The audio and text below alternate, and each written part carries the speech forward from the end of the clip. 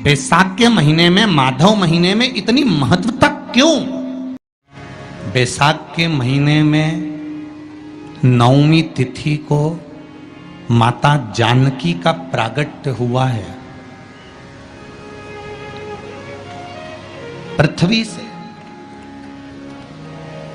शुक्ल पक्ष की नवमी तिथि, बैसाख महीना, पीला चंदन घिसकर उस चंदन को एक सुंदर पीपल का कोमल पत्ता, कोमल पत्ता मतलब एकदम, एक तो पीपल का होता है कड़ला पत्ता, एकदम कड़क हो जाता है, और एकदम होता है कोमल पत्ता।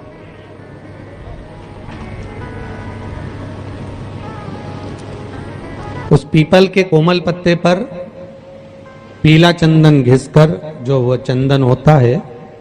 उस चंदन को घिसकर उस चंदन को उस पत्ते पर रख ले। और महाराज उस पत्ते को मध्याह्न के समय पर, जैसे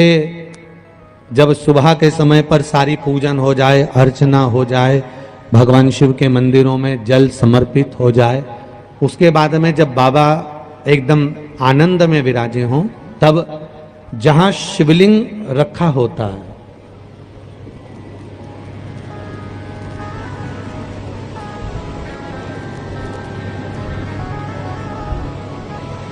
जैसे ये शिवलिंग है और ये कटी भाग जहां शिवलिंग रखा हुआ है, इस कटी भाग पर जहां शिवलिंग रखा है उसके पास में ही 3 उंगलियों से चंदन का लेपन उस कटी भाग पर करना है। जो उंगलियां लगी रहेगी उसी को अशोक सुंदरी वाली जगह पर स्पर्श करना है, और अशोक सुंदरी वाली जगह पर स्पर्श कर कर कुछ देर तक चंदन लगे रहने देना है। उसके बाद में उस चंदन को वापस निकाल कर लेकर आना है। कटी भाग पर जो लगाया गया है उसको भी निकाल कर वापस लेकर आना है। फिर बाबा का स्नान नहीं कराना है, केवल चंदन लेकर आना है, उसी पीपल के पत्ते पर रखकर। एक डिब्बी में उस चंदन को आप रख लीजिए। कुछ दिन जिसकी नेत्र ज्योति कमजोर है, चश्मा लग रहा हो, श्रवण शक्ति कमजोर हो, सुनाई कम दे रहा हो, उसके कंठ से इस ठोड़ी तक उस चंदन का तिलक लगाना प्रारंभ कर दीजिए, और नेत्रों के नीचे थोड़ा सा वो चंदन लगाना प्रारंभ कर दीजिए। लगभग 20 से 22 दिन तक आप उसका प्रयोग करिए, और एक रुद्राक्ष का जल शिव को समर्पित कर कर उस जल का आचमन करना प्रारंभ कर लीजिए। लगभग 22 दिन लगेंगे। धीरे धीरे फिर जाकर डॉक्टर को जांच करा लेना, नेत्र की ज्योति बढ़ना प्रारंभ हो गई है। पर विश्वास के साथ में, भरोसे के साथ में, क्योंकि सबसे मूल अगर कुछ है तो विश्वास मूल है। बीमारी डॉक्टर का पीछे ही नहीं छूट रहा हो तो शिव महापुराण, विष्णु पुराण और स्कंद पुराण में जो पुरुषोत्तम कथाओं का वर्णन किया गया है, एक आटे का दिया, उसमें 4 बत्ती, आटे के दिए में 4 बत्ती रखें, तिल्ली का तेल डाल लें, थोड़ा सा उसमें सरसों का तेल डालें। महाराज घर के बाहर, अर्थात घर के अंदर के बाहर जो चौखट होती, चौखट से थोड़ा सा बाहर, बिल्कुल चौखट पे नहीं बैठना, थोड़ा सा बाहर, नवमी तिथि के दिन शाम के 6 से 6:30 के बीच में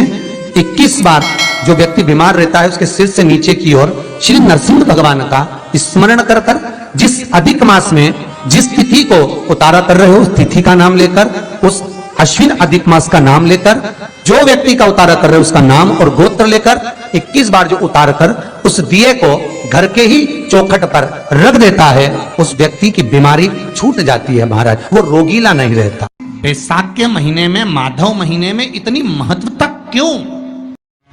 बैसाख के महीने में नवमी तिथि को माता जानकी का प्रागट्य हुआ है।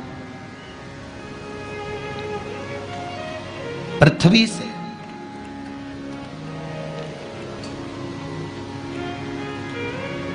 कभी एक विचार करिएगा कि नरसिंह अवतार बैसाख के महीने में हुआ, कुर्मा अवतार बैसाख के महीने में हुआ, हयग्रीव अवतार बैसाख के महीने में हुआ, परशुराम अवतार बैसाख के महीने में हुआ, माता जानकी का अवतार बैसाख के महीने में हुआ। आखिर बैसाख के महीने में, माधव महीने में इतनी महत्वता क्यों?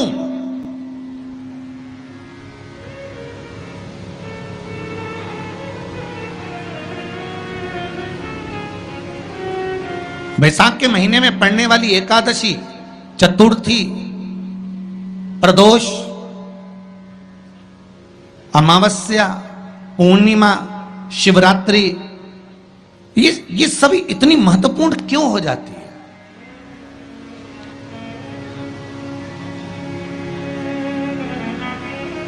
इसकी महत्वता इतनी प्रबल क्यों हो जाती है? किस लिए? क्योंकि बैसाख का जो महीना पड़ता है, सूर्य की संपूर्ण तपन, सूर्य देव अपने पूर्ण तेज के साथ में,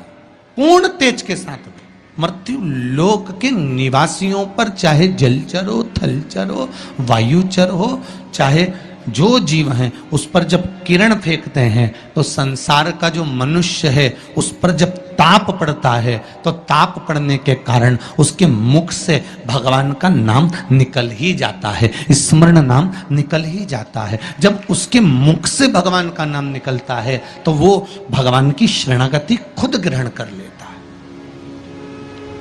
स्वयं शरणागति ग्रहण कर लेना।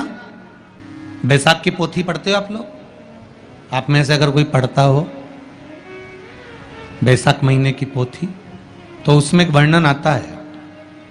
उस बैसाख के महीने में मात्र अगर 5 बेलपत्र और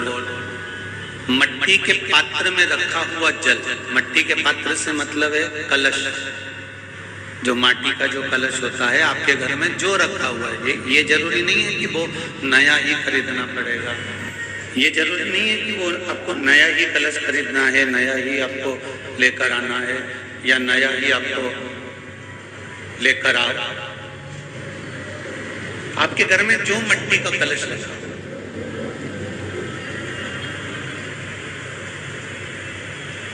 जो माटी का कलश आपके घर में रखा हुआ, 5 बेलपत्र, मट्टी के कलश में जो जल भरा हुआ हो वो जल तांबे के पात्र में डालकर शिवजी पे 5 बेलपत्र अशोक सुंदरी वाली जगह पर जो आप लेकर आए हो, 5 बेलपत्र वो अशोक सुंदरी वाली जगह पर समर्पित कर मट्टी के पात्र का जो जल है वो जल